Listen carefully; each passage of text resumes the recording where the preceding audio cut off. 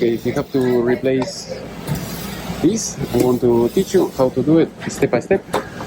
And the thing that you have to keep in mind when you do these type of things. If you have this device, the ECR drive-through timer, in order to replace this, if you have to replace this, you have to unplug everything that you see here. You unplug this, you unplug this and that. What I recommend is to take a picture of everything, so that way you know that everything is going to be in the same place as it was before.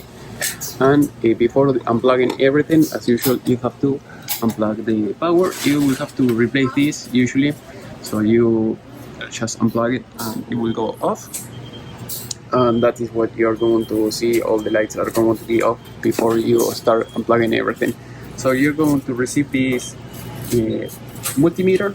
So you put the black one in the middle, the red one here. You put it here where it says 20 mAh.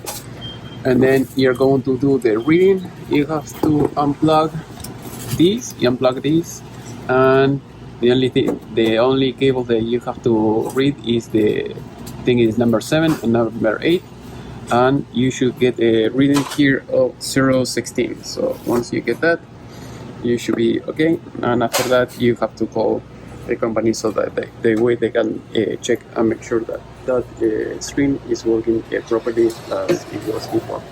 So basically, that is how you replace this faceplate with all the electronics.